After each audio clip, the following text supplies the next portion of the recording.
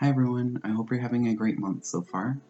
For this month's blog, I wanted to touch base with a new blood pressure protocol that I've started to implement. So before we get into any of that, I just wanted to give you guys some information as to why I feel blood pressure is so important when it comes to your massage treatment. So first, I wanted to give you guys a quick look at the anatomy of the circulatory system.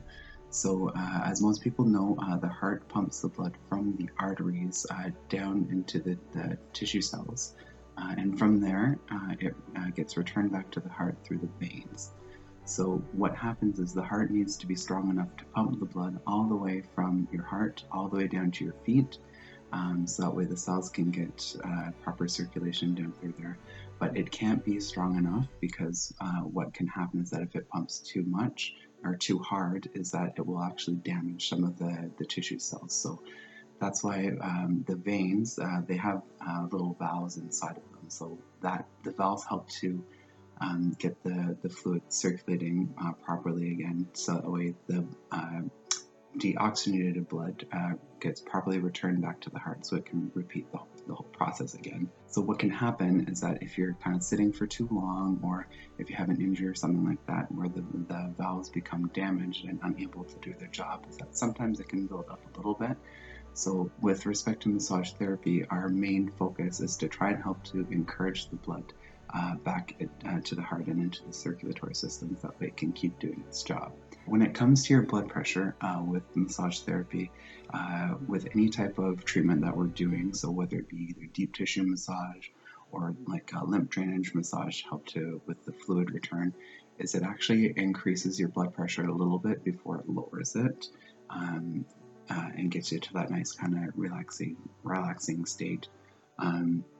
So because I can't really get connected to your nervous system to figure out what is actually going on inside your body, and that's why I started taking blood pressure, is so that way it's kind of like a little window inside your body to find out kind of what's going on.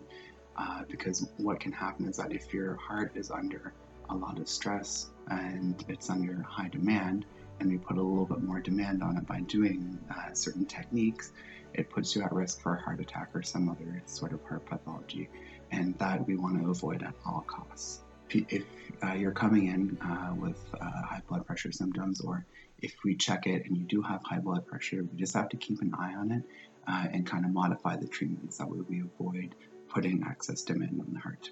And a lot of people have actually been asking me why I started taking the blood pressure. So like I've been doing this now for 5 years, and it was just the past year or so when I started doing it. So I've told this story a lot to my clients, but I wanted to kind of tell everyone this kind of at the same time there too. Is around this time last year, my dad actually did have a heart attack, and he was hospitalized for quite some time. He had a triple bypass surgery, which ended up giving him a little bit of complications. So he's fully recovered now, back at his regular daily activities and taking better care of himself. But one of the main reasons why I started taking your blood pressure is so that way, if there is something kind of going on, we can kind of catch it early, and we can send you for further diagnosis, and then you can make an informed decision from that diagnosis as to how you want to proceed with taking care of your health.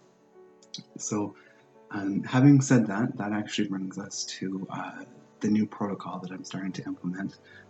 So I've tried it a couple times with some different people, and it's actually been, I've gotten some really good response from it. So basically what I'm going to do is, for all the new clients or people that are on the first little phase of their treatment plan, is that we're going to take your blood pressure every time, just that way we can get like an average base read from that. And then going forward, if you've had kind of like either low blood pressure, or if it's kind of at an average rate, as we can do it each time that you do a reassessment.